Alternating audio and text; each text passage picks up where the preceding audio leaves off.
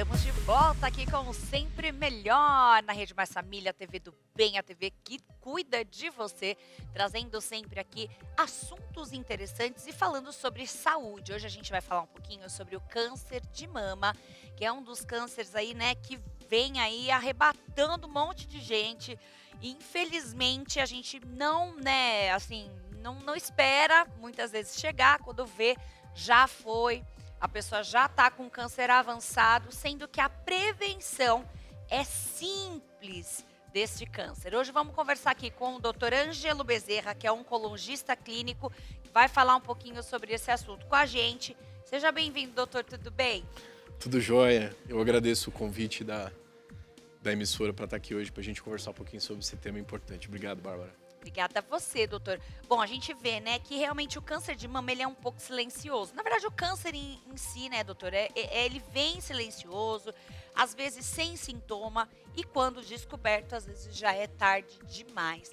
Queria que a gente começasse a falar um pouquinho sobre essa questão de como a gente pode prevenir o câncer de mama, e aí a gente vai discorrendo aí com mais perguntas. Pode ser? Claro. Então, o câncer de mama hoje, infelizmente, bastante frequente, é o tumor mais frequente na população feminina, né? E o que eu sempre falo para as pacientes é que o mais importante, Bárbara, é que a gente esteja diante da prevenção, né? Então, a prevenção precoce, a forma de diagnóstico precoce é o mais importante para que a gente aumente as chances de cura da doença. Então, quando a gente está falando de câncer de mama, no seu cenário inicial, a gente está falando de chances de cura acima de 95%. Então, hoje, as consultas com os ginecologistas, os mastologistas, a detecção precoce, se eu pudesse dizer alguma coisa, né, que poderia ajudar essas pacientes a aumentar a chance de cura, é a detecção precoce. Então, por isso que é importante, né, a consulta com o ginecologista, a mulher conhecer o seu corpo. Então, eu costumo dizer que a informação talvez seja a melhor forma da gente prevenir o câncer de mama hoje na atualidade. Como eu falei, né, que a questão que os sintomas geralmente são muito silenciosos, mas existem alguns sintomas sim, né, doutor, que dá para a pessoa detectar. Quais seriam esses sintomas? Essa é uma pergunta muito importante, né? Então, nós médicos sempre conversamos com as pacientes que existe muito preconceito na mulher, né, em relação às mulheres não conhecerem o seu corpo. Isso é um tabu que existe, né, na população feminina. A gente tenta sempre colocar isso. Então, por exemplo, uma coisa importante é o autoexame, né? Então, sempre que a mulher detectar alguma alteração na mama, então é muito frequente no consultório, né? A paciente diz, doutor, eu estava tomando banho, passei a mão na mama e detectei um nódulo. Então, é super importante a mulher se conhecer para que ela saiba qual é a mama normal dela, né? E qualquer alteração que se tenha, então, por exemplo, um caroço no seio, ou uma retração de alguma parte da mama, ou a saída de alguma secreção na região do mamilo, ou dor. Na maior parte das vezes, esses são os sintomas que as mulheres mais referem quando a gente está falando de câncer de mama. Então, o conhecimento do corpo, o autoexame, né, o toque da mama, e esse conhecimento é importante para que a gente consiga fazer a detecção desses sinais, desses sintomas que as pacientes têm do câncer de mama. Às vezes tem algumas pessoas que falam assim, não tenho ninguém na minha família que teve câncer, então, tudo bem, não, né, faço exame uma vez a cada 5 anos. E a gente sabe que hoje o câncer é uma doença que tá aí, gente, ele tá muito mais próximo do que a gente imagina. Mas existem alguns fatores de risco, né, doutor, que eu acho que eles são mais, assim, aparentes. Quais seriam esses fatores que a gente precisa estar atento? Ótima pergunta, Bárbara. Muitas pessoas falam que eu fico tranquilo porque não tem caso de câncer na família. Isso não é verdade, né? Então, a gente sabe que só 10% dos casos de câncer eles são genéticos, que a gente chama, né? Que tem uma herança familiar. 90% dos casos eles são esporádicos e a gente não sabe por que ele acontece. Então, e aí nós vamos para os fatores de risco que as mulheres ao longo da vida podem ter para desenvolver a doença, né?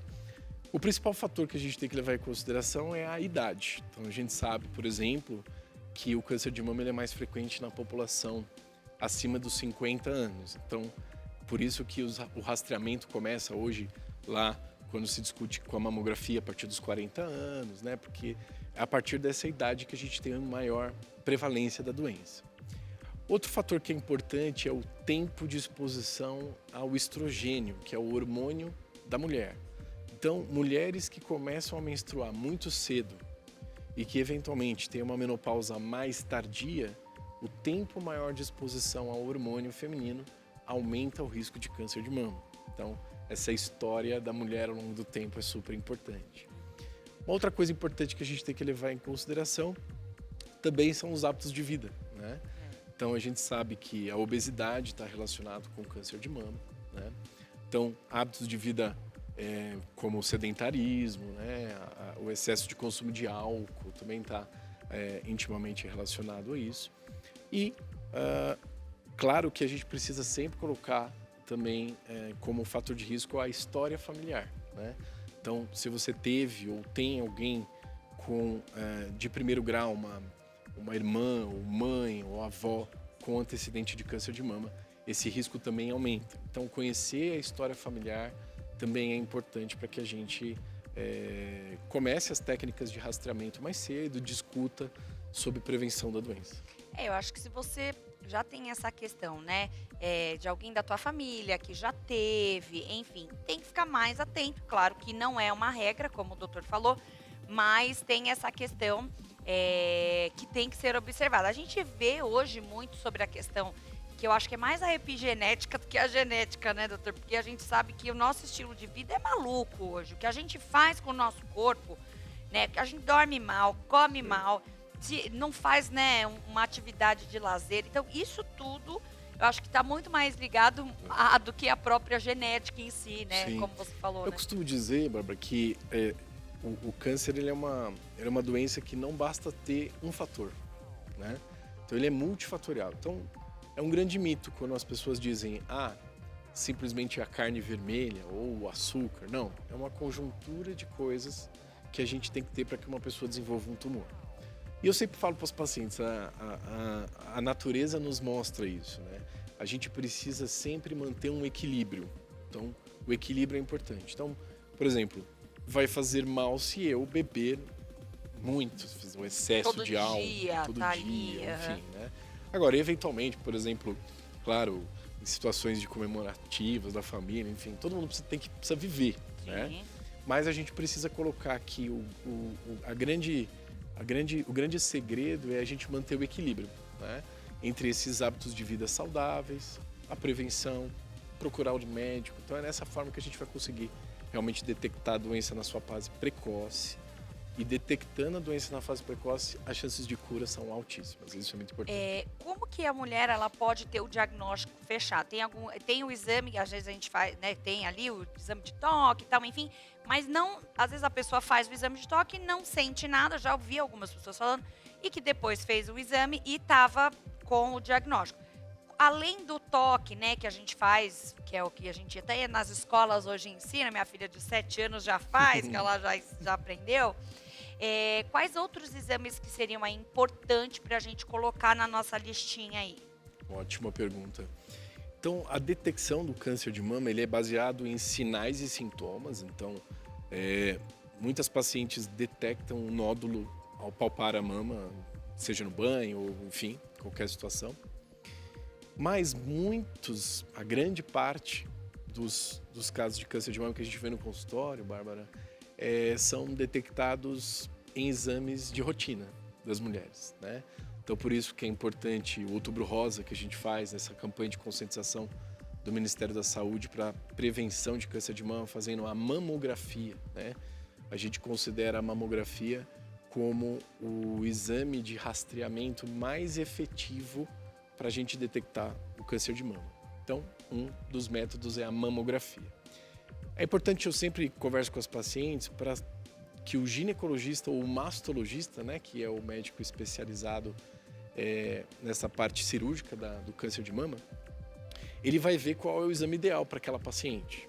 Então, às vezes, pacientes que têm as mamas mais densas, o ultrassom pode ajudar mais do que a mamografia.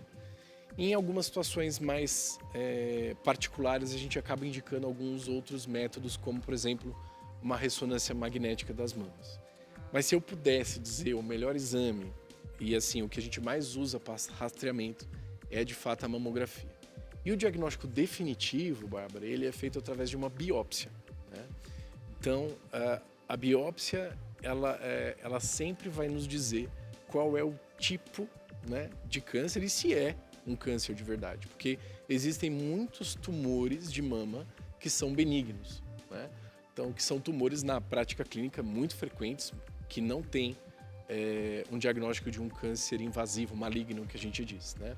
Então, essas técnicas de exames é o que vai dar o diagnóstico definitivo. O que é mais importante a gente discutir isso com o ginecologista, o mastologista, enfim, o médico que cuida da saúde da mulher.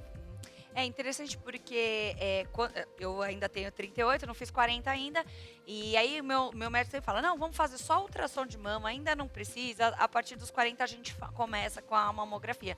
E aí eu queria perguntar qual que é essa diferença, mas aí você já meio que respondeu. É mais então por uma questão mesmo de densidade ali e por uma questão mesmo, você já faz sua rotina, tá tudo certo, você pode fazer o seu ultrassom. E a partir dos 40 aí já seria o quê? Uma vez por ano seria o ideal? Isso, na verdade, a mamografia ela pode ser discutida uma vez por ano, a depender dos achados, e às vezes bianual, a cada 2 anos, a depender dos achados, isso tem que ser discutido com o ginecologista, né? E a associação com o ultrassom está muito a ver com a idade da paciente. Então, mulheres mais jovens, em geral, têm a mama muito densa. A mamografia, simplificando, é como se ela fosse um raio-x da mama. Então, se você tem uma mama muito densa, vai ser difícil detectar um nódulo e, às vezes, o ultrassom pode ajudar para que a gente consiga fazer o diagnóstico. Então, existem algumas alterações da mama em que um exame vai ver melhor que o outro. Então, é por isso que é importante a discussão com o mastologista ou ginecologista da paciente, como é o caso do seu ginecologista. Por exemplo, né, você falou sobre os nódulos benignos e malignos.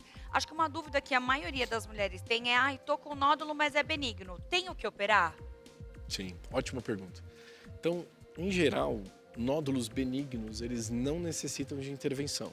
A gente não precisa operar. Por exemplo, um tumor benigno mais comum da mama é o fibroadenoma, que a gente chama, né? Esse tumor, ele pode ser acompanhado pelo ginecologista, né? Em geral, não precisa nenhuma intervenção. Existem algumas situações em que a mulher sente dor ou tem alguma alteração estética da mama que pode gerar um desconforto para a mulher e aí sim é discutido alguma intervenção cirúrgica. Mas, em geral, esses tumores benignos, eles não necessitam, né, de uma intervenção rápida, e sim uma discussão de acordo com cada caso de cada paciente. Entendi. Uma mulher que tem prótese de silicone, se ela for diagnosticada com câncer, o que ela tem que fazer? Tem que tirar a prótese? Eu tô perguntando isso porque às vezes é uma pergunta que fala, nossa, mas que pergunta? Mas é porque às vezes as pessoas têm essa dúvida e às vezes não tem coragem de perguntar.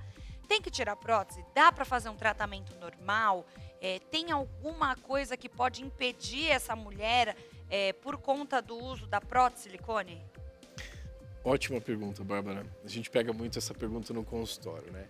Então, o primeiro mito que a gente tem que colocar é se a prótese, que antigamente se tinha essa dúvida, né? Se a prótese dificultava o diagnóstico de câncer de mama e o tratamento. E a resposta é não, tá?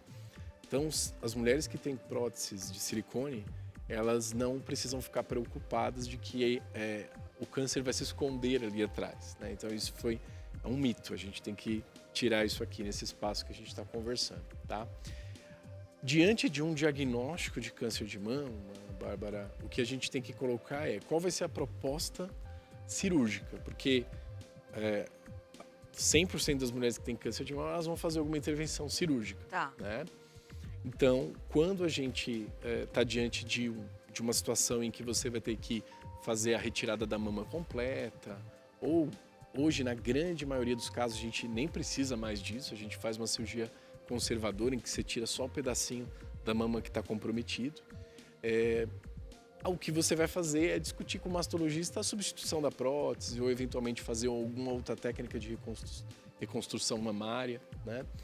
Mas eu reforço que esse planejamento de tratamento, ele passa realmente pela discussão com o plástico ou com o mastologista para que a mulher tenha os resultados estéticos melhores, né? Hoje, graças a Deus, A gente tem melhorado muito isso e é muito raro a gente ter que indicar, por exemplo, uma mastectomia radical com a retirada da mama. Existe essa situação, mas ela tem cada vez sido menos frequente na nossa prática clínica, graças a Deus. Bom, né? A gente viu aquele caso, né, da Angelina Jolie, que ficou super famoso, né? Que ela nem tinha o câncer, mas fez um exame que detectou que ela possivelmente poderia ter depois, né, de uma certa idade, e ela acabou fazendo a retirada, enfim. Ainda as pessoas têm feito muito isso. Qual que é esse exame? Fala um pouquinho sobre essa história, porque, né, foi comentada no mundo inteiro. Sim, sim.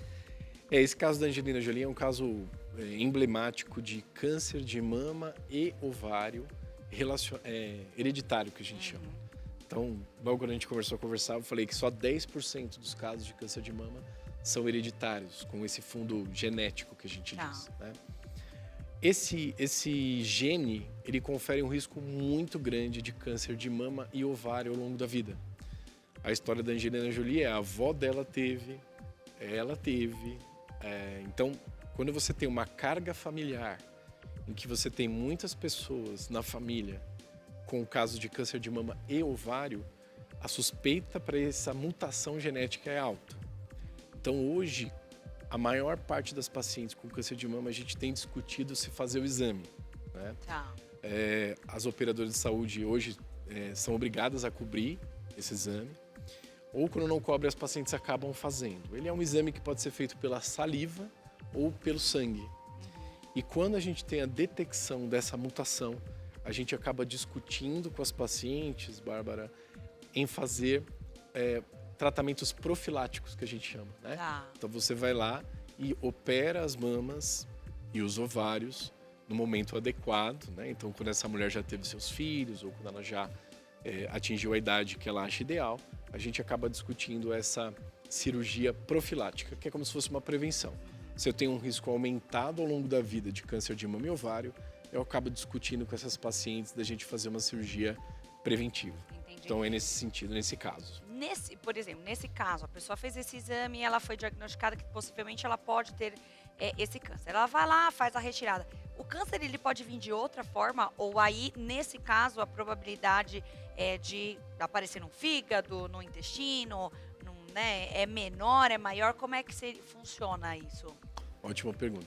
Então, assim, para essas pacientes em que a gente retira a mama, o risco dela ter um câncer de mama não existe. Zero. Né?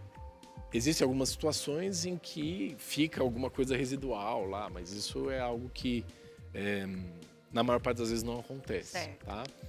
Essas mutações genéticas, elas podem conferir o risco de outros tipos de câncer. Mas quando a paciente faz a cirurgia profilática da mama e do ovário, esse risco a gente retira, né? Agora, existem outros tumores que podem estar relacionados com esses outros genes.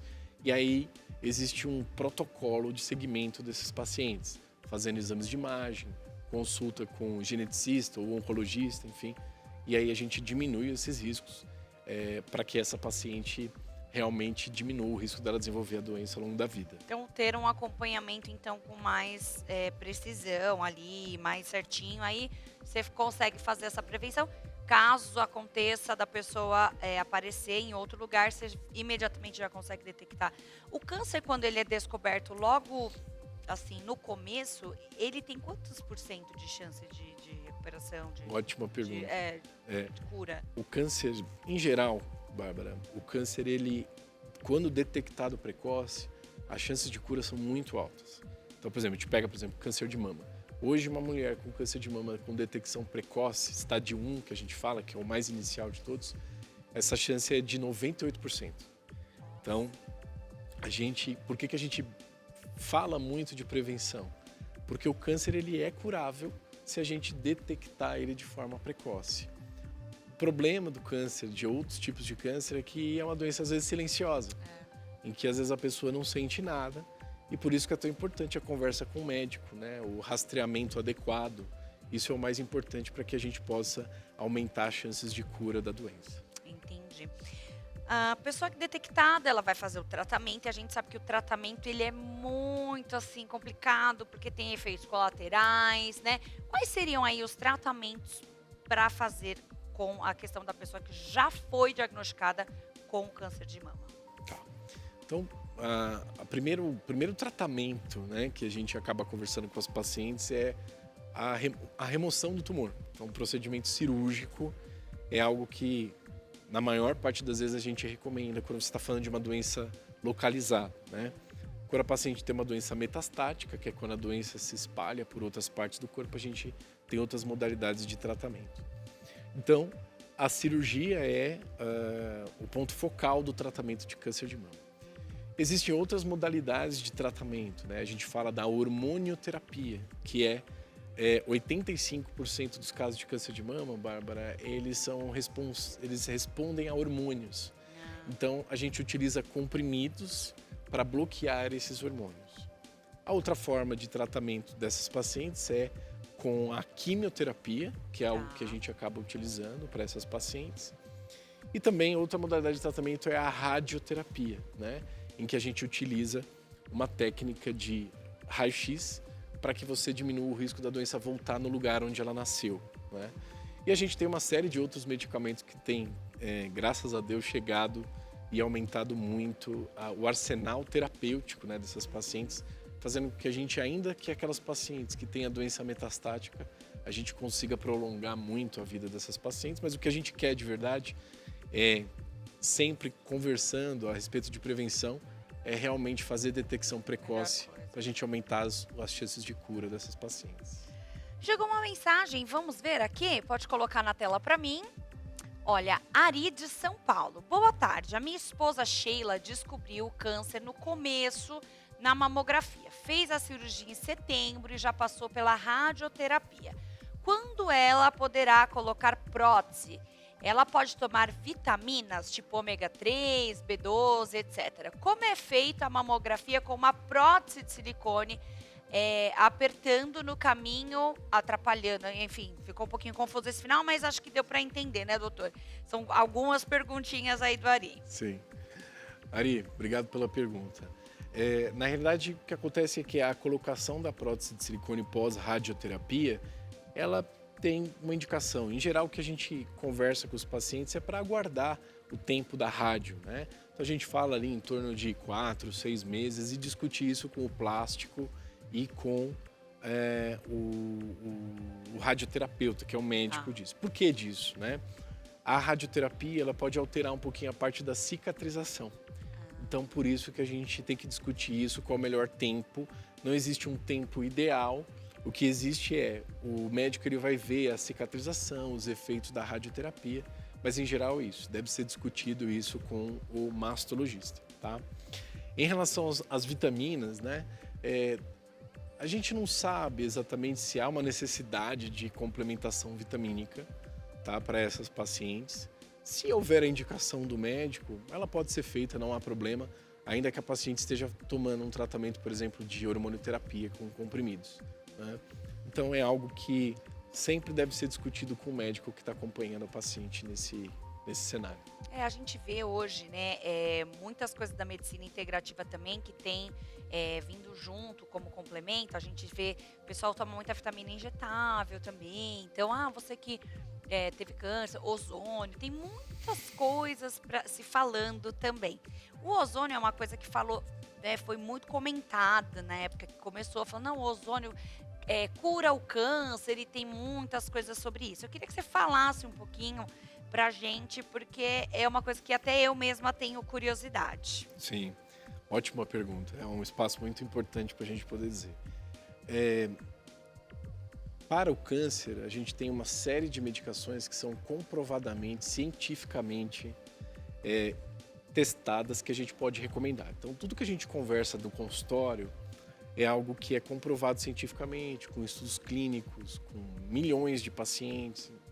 Infelizmente, a ozonioterapia não existe nenhuma comprovação científica de que ajude essas pacientes. Então, não há uma recomendação formal para que isso seja utilizado. Eu, na minha prática, eu até não recomendo que isso aconteça, que os pacientes utilizem, tá? E existe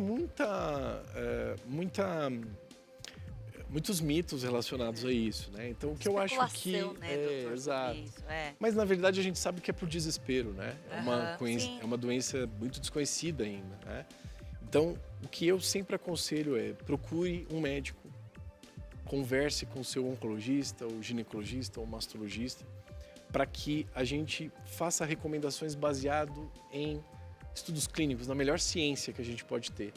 Então, essas suplementações, será que a gente precisa de tudo isso? Então, de fato, acho que é o mais importante a gente sentar com um colega que está preparado para discutir isso, mas em geral eu não recomendo essas suplementações sem uma recomendação médica formal.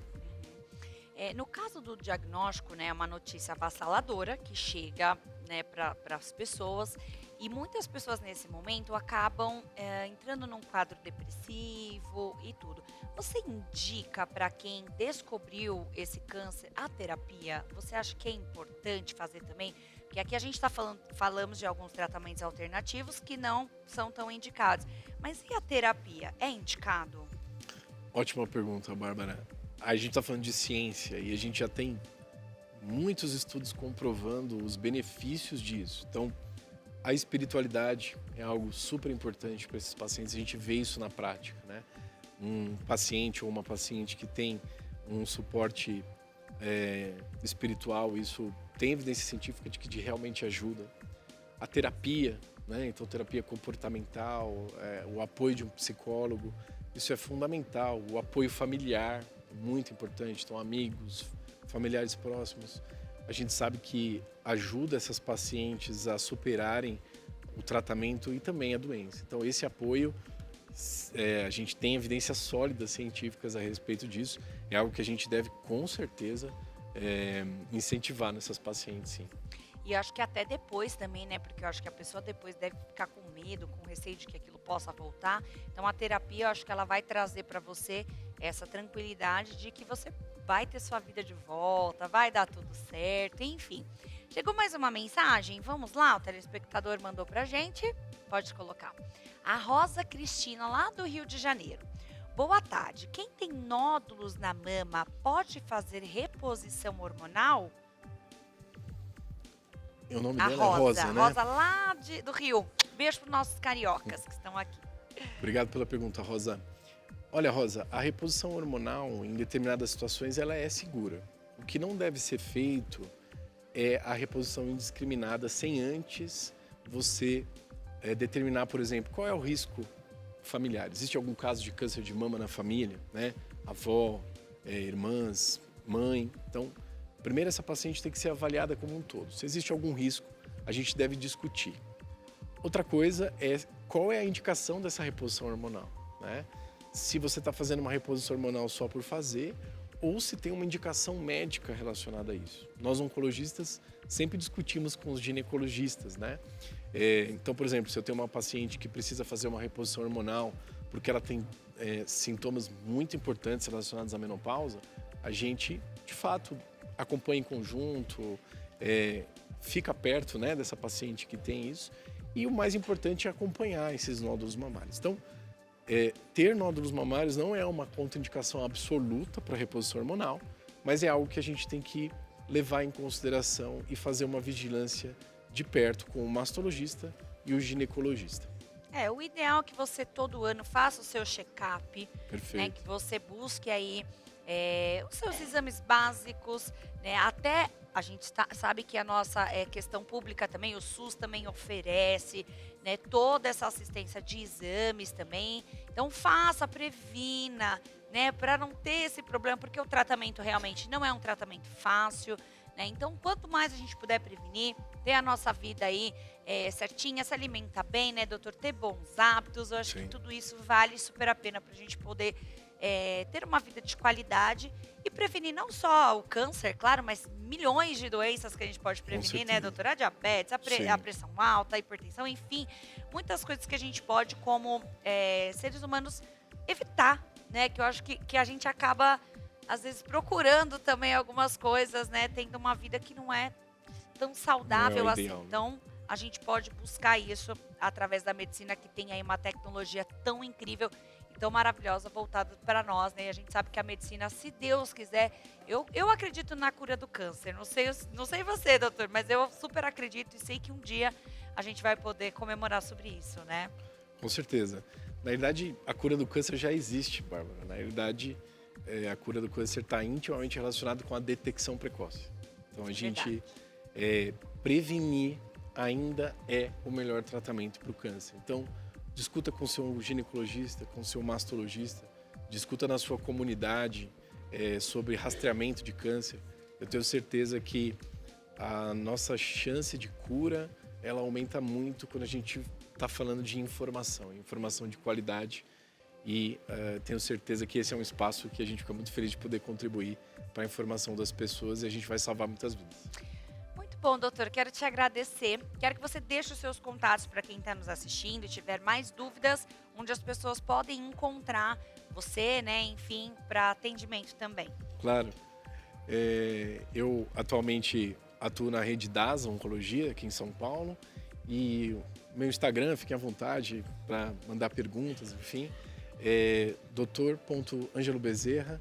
Fique à vontade, foi um prazer estar aqui hoje com vocês. Obrigado, Bárbara, pelo convite e fico à disposição. Muito obrigada. Olha, e para a gente poder inspirar você, uma das coisas que é excelente quando você for tratar, né, você no seu dia a dia, enfim, a prevenção, sabe qual que é? A gratidão. Então a nossa frase tem tudo a ver com isso. Olha lá, ó. Gratidão gera gratidão. Seja grato com aquilo que você já tem. O simples e o óbvio, muitas vezes eles são esquecidos, mas às vezes o simples e o óbvio é aquilo que pode salvar você. Então, olha, seja grato nesse dia, nessa terça-feira, que eu tenho certeza que o seu restinho de semana vai ser inacreditável. A gente continua aqui no nosso programa agora com o nosso artesanato. Tem um cheirinho bom aí, Kelly, não é de doce não, nem de comida, é um cheirinho de sabonete, é isso?